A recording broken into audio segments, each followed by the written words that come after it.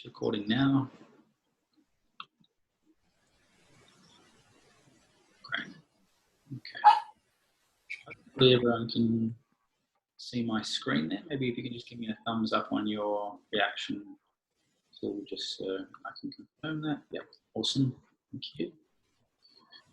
Okay, so today we've got the dual focuses that we've had for a couple of weeks now of the mid-semester exam as well as the group research project. We'll be spending a bit of time on both. Before we get into those though, I just wanted to give a quick housekeeping reminder that the descriptive stats content, which started online last Monday, is still online. So that particular module, we've got a period of 2 weeks instead of 1 week for to make sure you can juggle the demands of the mid-semester exam as well.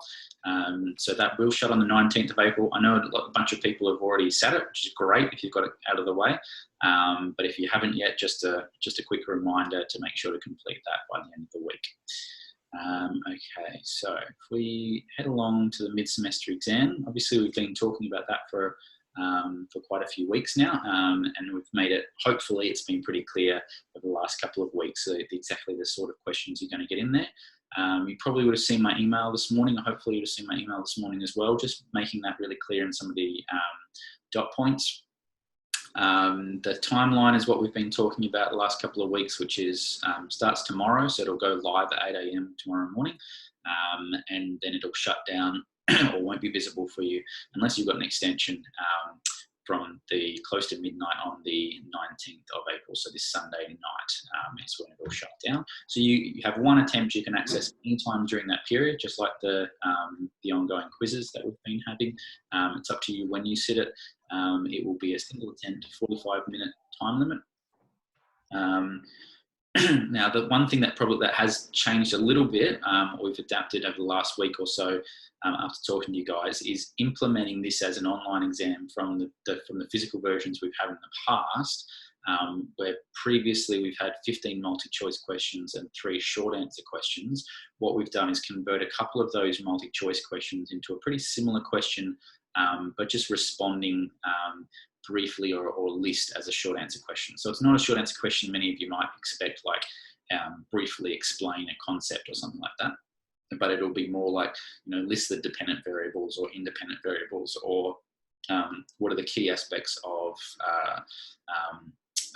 research instrumentation that you should consider, or to briefly describe the sample. So you just talk about the sample, just mention the sample size, and anything that's sort of mentioned at in the first couple of sentences of the methods section. So just really brief. We're not asking you to explain anything, just really list items. So there'll be 6 short answer questions or types of those questions, and they'll be kind of littered throughout or alternate with the multi-choice questions. Most of them will be worth 1 mark.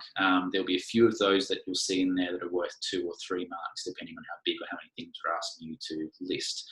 So that's changed slightly, but I don't think it changes the demand of the exam anyway. It just helps us in our adaptation, creating those online versions of what we'd have on pen and paper previously. But then the long answer question at the end is exactly the same that we've been talking about as well, which is writing the conclusion paragraph. So what we've done in formatting that exam is to have the first page. So when you open the exam, you'll have an abstract on the first page. So that's the one that you'll be answering questions on. So I'd recommend you read through the abstract, and then you can skip back and forth between questions and that abstract, so you can keep on coming back to that. You can even open those in different tabs on your Internet Explorer, whatever you're using. Obviously, because it's online, it's going to be open book, so you can have all sorts of other things open at the same time. But because of that open book, we've decided to make sure it's 45 minutes. If you do have an EIP or any other accessibility issue, then please let us know, and we can give you an alternate sort of exam. But I don't see that anyone's really going to be under time pressure in 45 minutes. If you're prepared for that mid-semester exam, I'd imagine it should be taking you about 30, 35, 40 minutes at maximum. 45 minutes shouldn't really put you under any time pressure at all. As the last little thing I want to mention there, as you probably would have read in the email, is that the way we formatted it, probably what you'll see is a list of exams. So it'll be mid-semester exam in the assessment module, and then the exams themselves will have the author and year of the publication of the actual abstract you're dealing with. So it might be like Smith 2008, and there'll be probably what we expect, and we don't exactly know because we can't see it from a student view, but what we expect is you might well see a list of 10 of those exams, all with you won't have access to this unless you're in this group, or you don't have access to this unless you're in this group. There'll be one that you'll be able to click on. So the rest should be grayed out. One should be available to you. You click on that one, that's the mid-semester exam that's been assigned to you. So just the way we've had to randomize that on Leo, unfortunately we can't hide the others. You will see the others in there, I think, but you know, don't worry that you're only completing one of the 10 listed exams. That's the one that's assigned for you, but in the background, and so complete the one that's for you. All right, so we'll go quickly through again the types of questions you'll get. Like last week, we covered that in a bit more detail, so I only want to do that very briefly. And then today I also want to pick apart a couple of examples of conclusion paragraphs, because that's something we didn't explore very much last week on the video conference. But before we get into those aspects, is there any questions you guys have on the logistics of the mid-semester exam?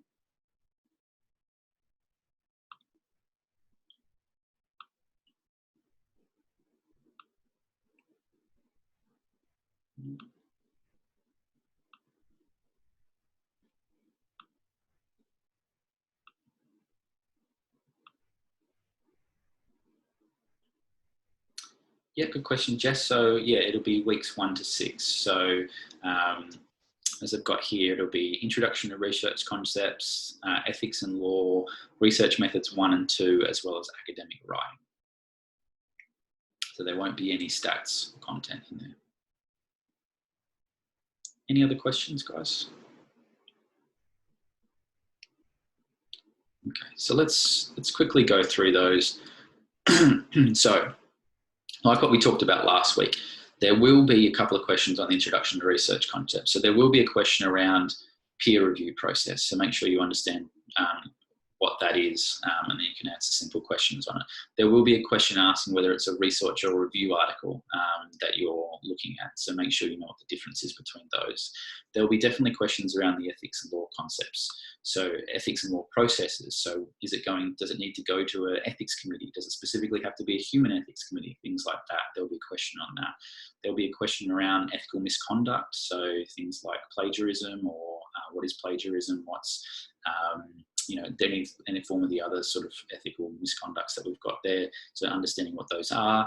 Ethical considerations of research. So things like informed consent, the at-risk populations, disclosure of findings, confidentiality, those things you'll need to make sure you can list and even briefly understand, or I guess at a basic level understand what they are. There'll be several questions obviously around research methodology. So you'll be asked about the sample, you'll be asked to identify the dependent variable or variables in the study, you'll be asked whether there is an independent variable, what type of independent variable, if there is. You'll be asked about the extraneous variables, about internal external validity. You'll be asked about limitations or delimitations. So make sure you know what the difference is between the limitations and delimitations. You might be asked to list some delimitations. You won't be asked to rate the basic applied continuum of classification. So we won't say, just out of the blue, do you think this is more basic or applied? But it'll be framed in a certain way. So if this study was to address more of a question that's going to be used straight away in the real world without it necessarily advancing our theory, particularly, then would it be more basic or applied? Okay, and so that situation would be more applied. You'll have a question about whether it's qualitative or quantitative research. You'll have a question, you'll be asked to categorize the research into classic experimental, causal comparative, descriptive, or correlational research. You'll be asked a question around instrument reliability, objectivity, and validity. So know all three of them in case you need to list them, and also know what each one of them means as well if it's framed that way.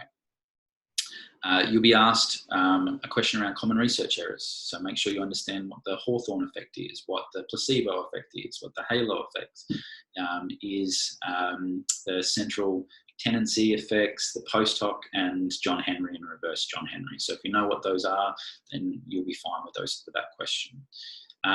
You'll be asked a question around academic writing. So where does the aim belong? Where is the sample described in the study? What section, sets up the gap in the literature? These sort of questions, you'll be asked one of those. And you'll be also asked to create your own conclusion paragraph as the long answer question at the end as well. So that will be all the questions, yeah? Okay, so let's move on to that last bit, because like I said, we kind of covered a lot of that last week in detail with the research example, and the tutorial questions we've had questions on all of those from the tutorials over the previous weeks as well. So the only thing that we haven't done in the video conferences or the face-to-face classes is really look at some of the conclusion paragraphs and give some feedback on people's conclusion paragraphs as well. Hopefully you've done task 2 and 3 of the academic writing skills and had a go at this sort of stuff. But today I wanted to give you a chance to read through a couple of examples I've put up here, and then together we can go through what we think is good and bad about these conclusion paragraph examples. So the first one is from the kinematic comparison of kicking and rolling of a stationary and rolling ball. So that's the one in task 3 of the academic writing skills tutorial. So hopefully you've read that one, whether you remember it or not. You probably have enough information to at least read through this conclusion paragraph and have an idea of what might be good about that conclusion paragraph and what could be improved. So that's the first thing we're going to do. I'll give you a minute or two to have a read through this one. This is actually a compiled one that I've put together from a few people's different examples over time, and it's pretty typical of what I might find in someone's response as a conclusion paragraph. So I'll give you a minute or two, have a read of it, and then I'll be asking for you guys to give some feedback.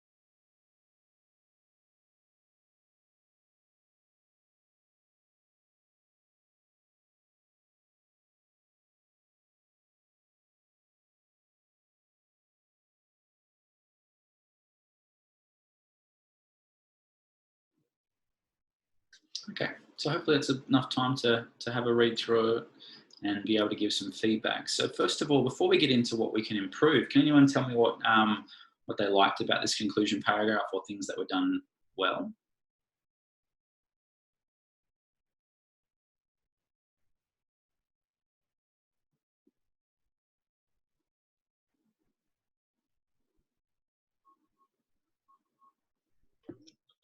I think it was good that it started off with summarizing what the whole thing was looking at and the aim of it. Yeah, I mean, that's a nice one to reorientate us, but do you think that belongs in the conclusion paragraph?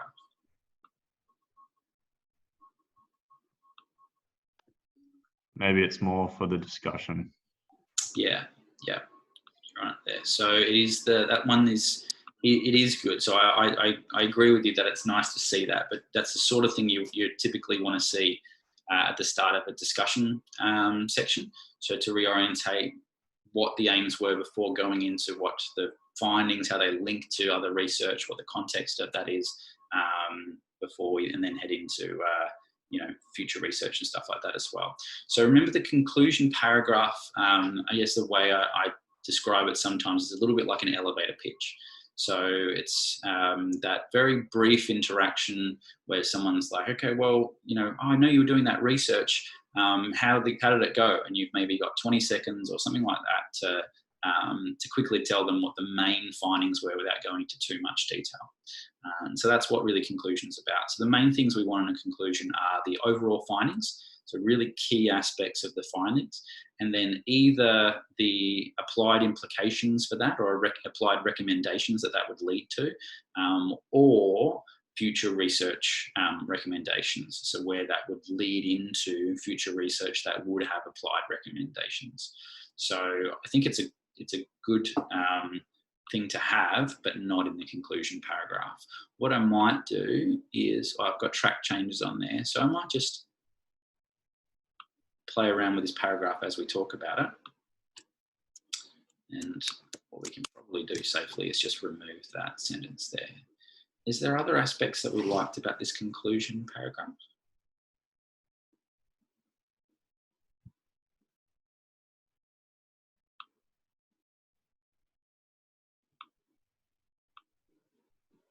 Anyone? Feel free to just shout them out, or sorry, I've got noticed a couple of Jess has got down in the chat there. So easy to read and understand for people that don't study. Yep, it's good. It doesn't have, it's not particularly, not got a lot of jargon in there, so that's good. Examples should be in the discussion area instead of using the word difference, use the word evidence. Yeah, I think you're on the right track, Jess. I think that there's probably some other aspect rather than difference in this sentence here that we could improve the language on. There's a word in here that I don't think we would ever really use in academic writing. Can anyone tell me what that would be? Yeah, approved. Very good.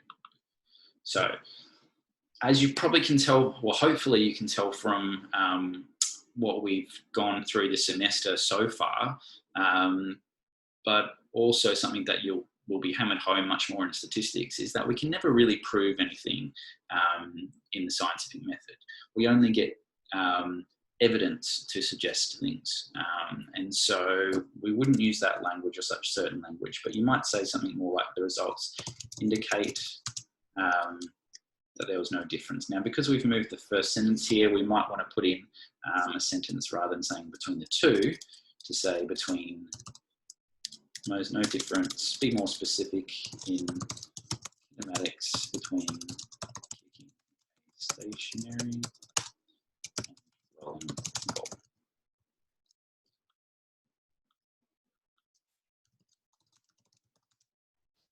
Okay, so a first sentence like that, and I'm sure we can improve on that a little bit or neaten it up a little bit, but a first sentence like that really gets to the main findings straight away, encapsulates them in a sentence, makes it specific enough, and is really sort of lets people know. And if they're more interested, they can go back in the discussion. But I think that's probably what you'd want out of the first sentence in that conclusion paragraph. The second sentence here, you can see, goes into kind of a further important point, that there was no difference between kicking a rolling or a stationary ball at different angles. I think we could probably neaten that, or that sentence could probably be neatened up a little bit. But if you think that is an important one as well, because in this study it wasn't just rolling ball versus stationary ball, it was rolling ball coming in at a few different angles, and they didn't find significant differences in the kinematics of those. So probably the focus of that sentence is good. We could neaten up the language a little bit more.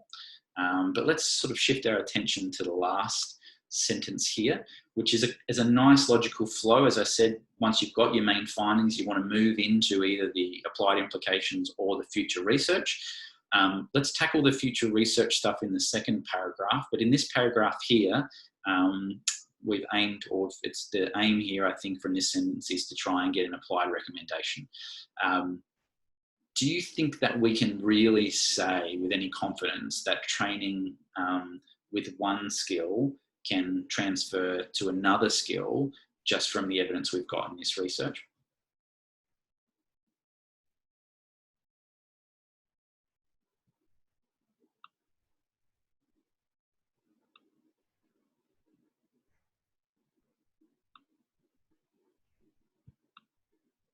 Any thoughts?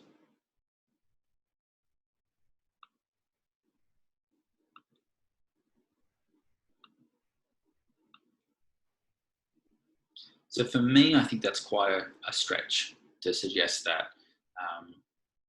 therefore training with one should improve all skills. It's quite a common thing that I see in people's responses or people's conclusion paragraphs, because we want to be certain, and in other areas of writing often that is important, but in academic writing, we really need to make sure that we have strong evidence for any statements we make.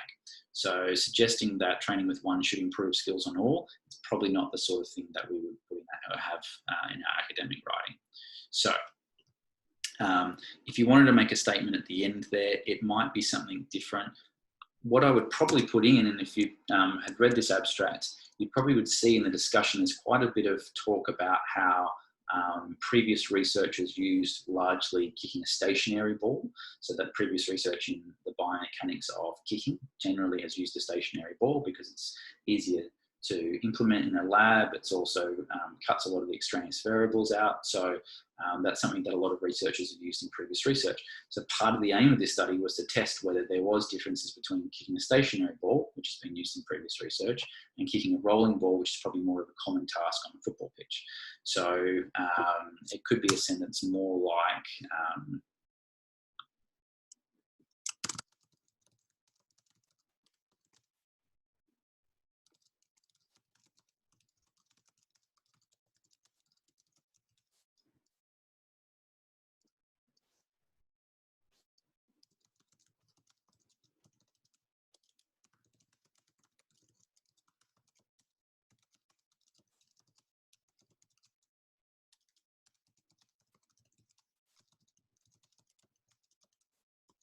again, we could probably neaten up that sentence a little bit, but saying something like the findings of this research suggest that previous research focused on kicking a stationary ball may well be valid for kicking a rolling ball also. Seeing that, I mean, the language seems not very confident there, but that's the state of play with the evidence. So it's saying, okay, well, we don't know for sure if kicking a stationary ball is exactly the same as kicking a rolling ball, but from the evidence that we've gathered in this research, it seems that at least the mechanics are similar between the two. So if we've studied the mechanics largely in kicking from using a stationary ball, we may be able to be confident that the similar mechanics in the kicking rolling ball conditions as well. Okay.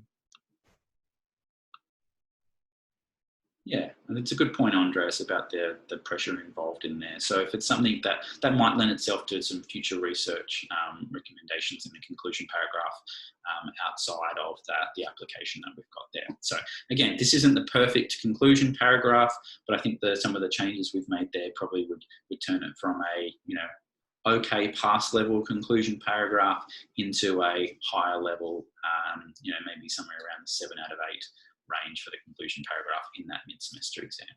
All right, let's see how we go with the next one. So again, I'm going to get you just to spend a couple of minutes having a bit of a read of it, jot down any notes that you might have, and then I'm going to ask you guys what you think might be good about this paragraph and what might be good. Before you have a read, this is from an abstract that probably most of you have read, which is the 1500 metre run performance in hot and humid conditions. I think it was in the Research Methods 1 online task, and I've got someone to write their version of a conclusion paragraph for this one.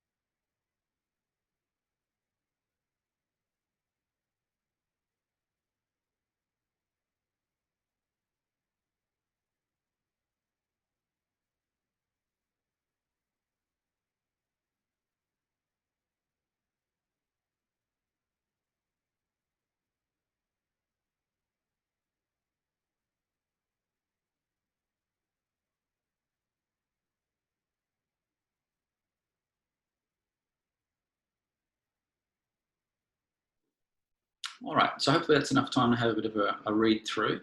So again, maybe we start with what people might think as some positives about this one. So what do we think is done well in this conclusion paragraph?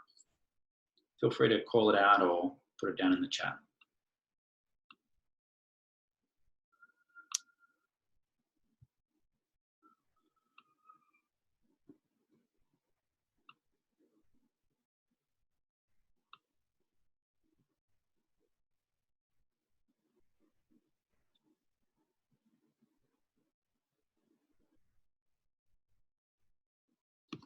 Okay, so Jess has said that it matches the outline of the discussion earlier, so that's good. Yeah, I do think it does that. I think it matches the key points, the key outcomes that we wanted. So in terms of the first sentence and potentially the second sentence as well, is really getting at the main findings and the outcomes of the research. And then a little bit in that second sentence, but more in the third sentence is really around the future research directions. So it's hitting those main points, which I think are good. For me, I think the language used is pretty good. So it's, it steers away from too certain a statements. It starts with indicate that this is happening, supports previous evidence, suggests, could focus on, things like that sort of language are probably fairly well aligned with the sort of tone that we'd expect from the academic writing.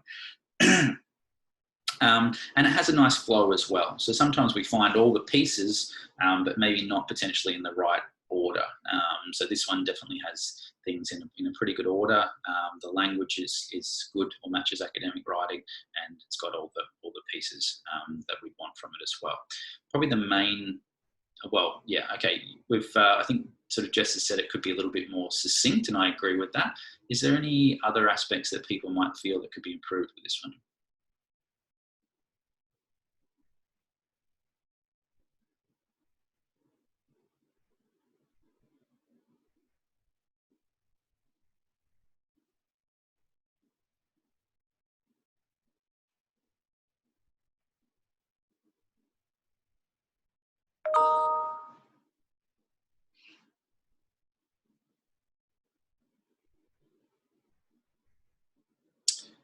So Andreas has said specificity towards a type of running. Yeah, okay. So it could be a little bit more specific in terms of the applied outcome, or towards the distance, or the future recommendations could specify towards another particular distance or type of running as well. So that's true.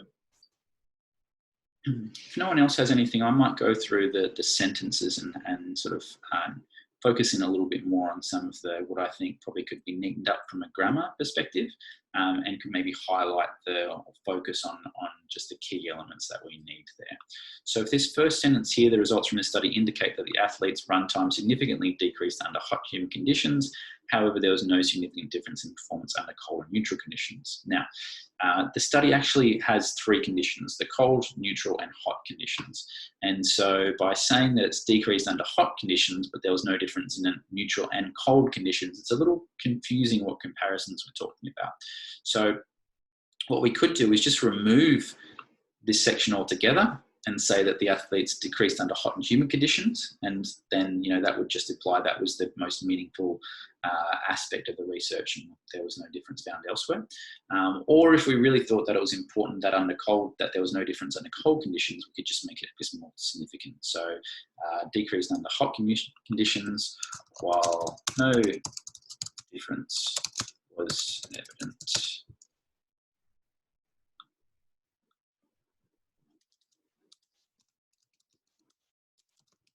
during cold conditions. Okay, so that's a little bit just more clear on saying athletes significantly decreased under hot and humid conditions, while no difference was evident during cold conditions. It probably also flows a little nicely, or a little bit better, into the next sentence as well, where it says the research supports previous evidence, maybe previous research,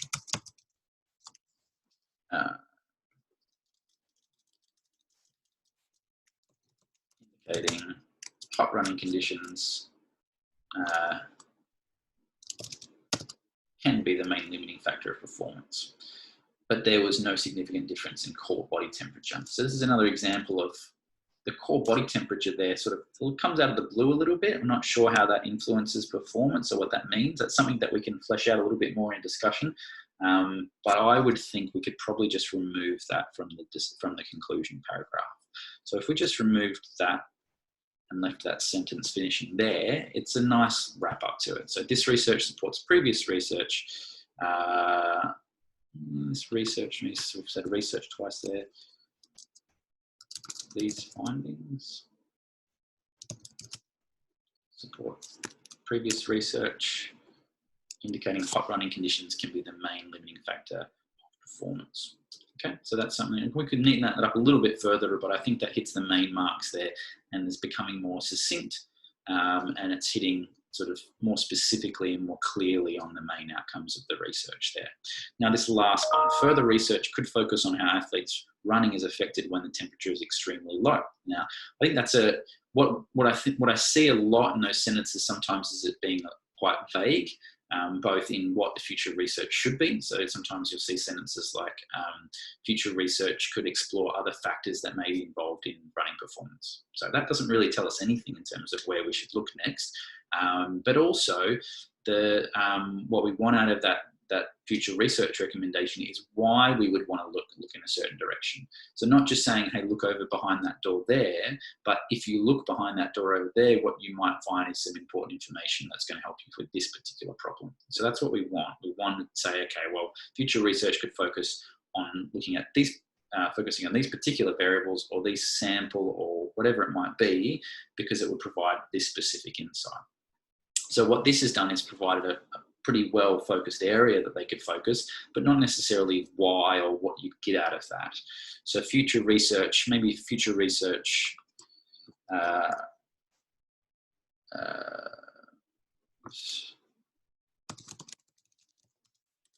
focused on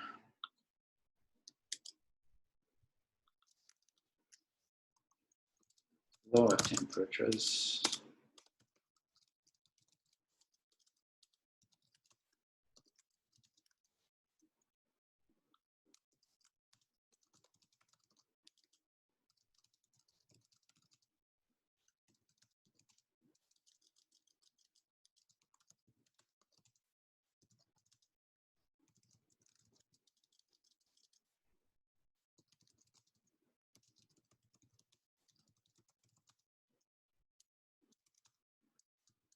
something like that. I think the grammar there probably could be fixed up, but further research focused on lower body temperatures. So it's kind of saying, you know, this study was a little limited in terms of how cold the temperature was in the cold condition. And if we look at lower body temperatures, we might start to see some limiting factors in that direction as well. So being a bit more specific about where you could look in the future and what that might do, or what the benefits of that I think is going to help. So again, hopefully what you've got out of that is an idea of what elements you would need from the conclusion and how you might go from something that is a rough draft that you first put down into something that's going to get you some higher marks in those conclusion paragraphs. Any questions on those, whether it be those paragraphs or academic writing or that specific question that you're going to get in the mid-semester exam?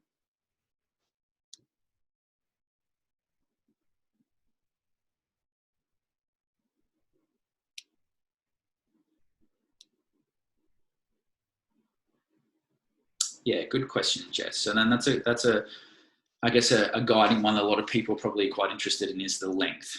So I would say anywhere between 2 and 4 sentences is probably a good zone. I think if you aim for 3 generally, but remember hitting the main outcomes of the research, you may be able to do that in 1 sentence or 2 sentences. I think either going future direction or applied implication of the research, you could probably do those in either 1 or 2 sentences as well. So at minimum 2 sentences, probably at most 4 sentences, most I'd expect would be 3 sentences.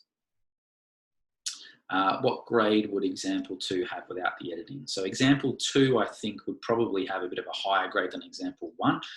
Like I said, there was a lot of strengths there in terms of meeting what we, so one element of the marking is meeting what we'd want out of them, that they're in the right order, that the language reflects what we'd expect out of academic writing. It'd do well in all 3 of those.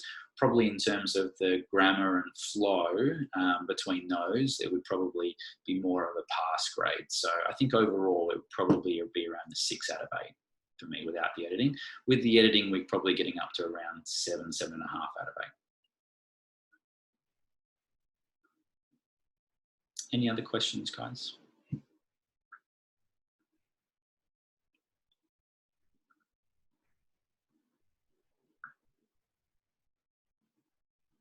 Okay.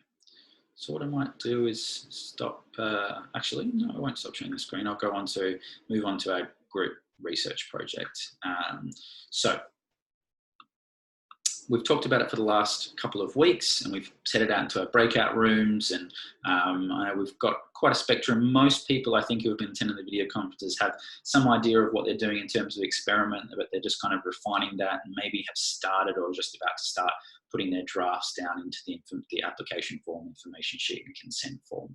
So I think, as we mentioned last week, tracking backwards from where we want to be, that's submitting this comfortably in week 12.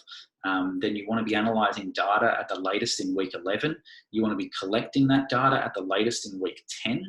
And so to be able to hit that, what I think is that if all of us, or at least the vast majority, have got a draft in to me by the end of week 8, what that'll allow me to do is to read over and say, yeah, I'm happy for you guys to collect data from here. It looks like your experiment is, reasonably sound. It's not putting anyone at a higher risk of harm. And so, it looks all good to go and collect your data. As well as looking at those 3 sheets will allow me to give you a little bit of feedback before you actually submit those at the end of week 12 as well. So I might say things like, oh, you need a little bit more in the justification for researching your application form, and you haven't really identified the risks very well and what you're doing about those risks in the participant information sheet. So I beef that up a little bit more. Things that'll allow you to, fix up and prioritize your focus for submission for the end of week 12 of those things. So remember, there's 4 aspects to the projects: the application form, participant information sheet, participant consent form, and the actual abstract itself. Obviously, without collecting the data or analyzing it, I don't want to see the abstract yet. But those first 3 forms are going to help me, like I said, figure out what your project, what your experiment looks like, whether it's safe to actually collect data, as well as being able to give me a stage where I can give you a bit of feedback on the project in terms of your writer. So if we're tracking towards submitting that to me sometime before the end of next week, then what you want to have hopefully today is an idea of your research design, and then I can give you a little bit of feedback in your breakout rooms about maybe some decisions and what might be some positives and negatives about certain choices within your design. Then from today, hopefully most of you will start or continue in writing that up in the application sheet, information sheet and consent form. And then if you're comfortable with that, you can submit it sort of, late this week, early next week. If you're not, then the video conference next week, we can have another chat in the breakout rooms about where you're at, refine it a little bit, and then you can submit that draft to me after the video conference sometime next week. So before we get into breakout rooms, is there any questions on that? No, as I said, I'll answer questions during in the breakout rooms as well. So what I might do is just stop my sharing for now.